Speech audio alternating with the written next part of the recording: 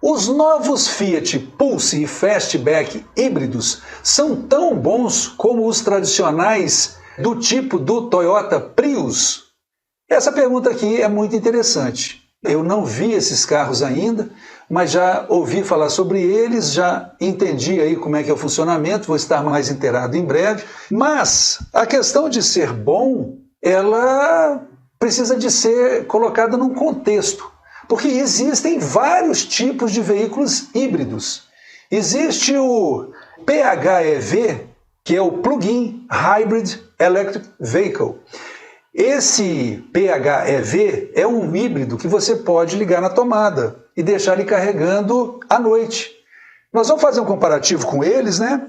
Nós temos o híbrido normal, que é o HEV, que não tem como carregar na tomada, mas nós temos também o Mild Hybrid Electric Vehicle, que é o modelo adotado pela Fiat no Pulse e no Fastback.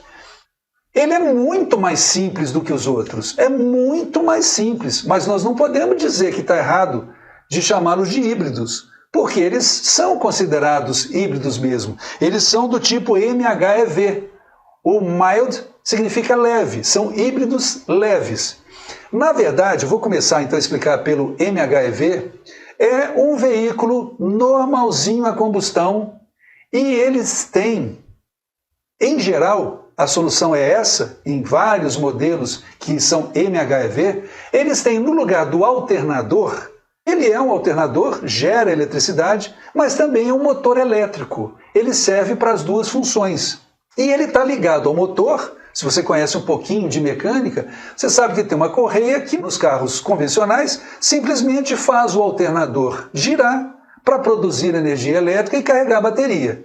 Então, nesses híbridos leves, você põe uma bateria extra. No caso da Fiat, parece que ela fica até debaixo do assento do motorista e é de 12 volts também, como a outra bateria.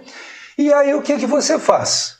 Se você está numa descida, descendo uma serra e tudo mais, esse alternador está produzindo eletricidade para carregar tanto a bateria convencional do carro, quanto essa bateria que é a do sistema híbrido. E chegou lá na frente, você dá uma pisada funda para ultrapassar alguém, aí você vai ter tanto o motor a combustão, quanto o motor elétrico fazendo força, porque aí aquele alternador vai atuar com o motor elétrico, vai fazer girar a correia, e agora, ao invés de o motor girar a correia para a correia girar o alternador, que também é um motor, gira a correia e a correia gira o motor. Existe um sistema lá com um algoritmo complexo e tudo mais para saber qual é a melhor forma de usar a carga que está na bateria, o quanto que ela está carregada, mas a ideia é essa. Se você ia pisar num veículo convencional meio acelerador para fazer uma ultrapassagem, tranquila, se você tiver num MHEV, você vai pisar um pouquinho menos de meio acelerador, porque o elétrico vai dar uma ajudinha. Isso reduz consumo. Tem gente brincando aí que diz que o carro MHEV abastecido com etanol, ele dá quase que a quilometragem que dão os veículos convencionais iguais do mesmo modelo com gasolina, entendeu? Ele vai render mais. Rendendo mais, ele produz menos poluente, faz uma série de vantagens. Outra coisa que a gente não pode deixar de falar, que pode ser do interesse dos nossos amigos, é o seguinte: conforme a legislação das grandes capitais, ele pode ser autorizado para rodar no dia de rodízio de proibição de automóvel de placa tal, né? Aquele rodízio como tem em São Paulo. De repente, eu não conheço a legislação de São Paulo, se a legislação de São Paulo ela autoriza veículos híbridos a rodar todos os dias, quem tiver um desse é híbrido, não interessa se é MHEV.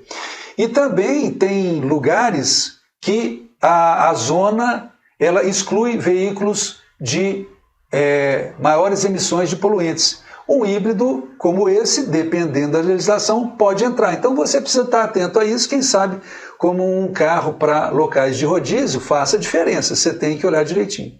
Agora nós vamos falar então sobre o híbrido tradicional, que é o HEV, e ele é o seguinte: diferente desse MHEV que eu disse antes, que não anda hora nenhuma só com motor elétrico, o híbrido convencional, ele costuma, é o normal, ter condições de andar só com motor elétrico. Aí ele tem um motor elétrico grande, que geralmente está ligado no mesmo eixo que sai do motor e vai para a transmissão. E ele pode, em certas circunstâncias, eu já andei num carro, ele não tinha como carregar na tomada, mas ele tinha condições de andar. Quando ele estava com a bateria dele totalmente carregada, ele andava um tempão só como elétrico. Quando essa bateria estava ficando descarregada ou você pisava fundo, aí que ele entrava com o motor a combustão. Inclusive o motor a combustão é um pouquinho diferente, você olhando assim você não percebe não, mas ele não é ciclo Otto, ele é ciclo Atkinson. Tem uma diferença de cursos lá dentro do motor que é bobagem a gente explorar isso aqui. Então esse é o híbrido convencional. É um carro que às vezes eu fico pensando se é realmente uma maravilha, porque você tem dois carros, você tem um carro a combustão inteiro e um carro elétrico quase que inteiro, né? A bateria ela é um pouco menor, o motor também, mas é muita coisa para dar defeito. Eu particularmente, eu acho que duas coisas, dois carros num só, eu acho exagero. E vamos para o outro que eu acho uma solução mais interessante, que é o PHEV, que é o híbrido plug-in. Esse você pode passar o ano sem ligar o motor a combustão. Embora como o híbrido convencional ele tenha todo um veículo a combustão completo e mais um veículo elétrico quase completo dentro dele, você pode deixar ele de noite carregando na tomada e geralmente esses carros têm uma autonomia aí de 50, 40, 60 quilômetros e se você trabalha dentro de um raio desse, você todo dia só usa como se fosse um carro elétrico. Aí, se for para o Brasil, é legal, que a gente não tem ainda infraestrutura de recarga de veículos elétricos nenhuma. Então, para o Brasil isso é legal, porque aí se você for viajar, maravilha, senta combustível lá e manda a brasa. Entendeu, gente? Então é isso daí que eu tenho a falar sobre os híbridos da Fiat. Eu estou achando injusto que tem gente metendo pau falando que não é híbrido de verdade. É sim. MHEV, é o mild, ele é mais simples, mas a Fiat não está falando que ele é igual aos outros. Agora, talvez ela até devesse ser bem clara que ele é diferente daquilo que se tem aí no inconsciente coletivo, até que as pessoas conheçam melhor o MHEV.